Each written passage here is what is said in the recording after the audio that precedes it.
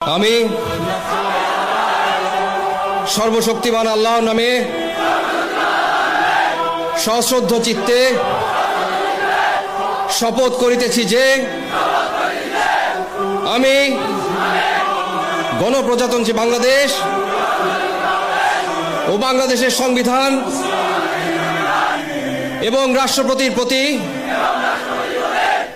অকৃত্রিম বিশ্বস্ততা ও আনুগত্য পোষণ করিব।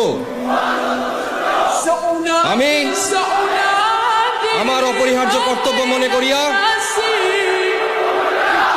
আমার উপর ন্যস্ত বাংলাদেশ সেনাবাহিনীর কর্তব্য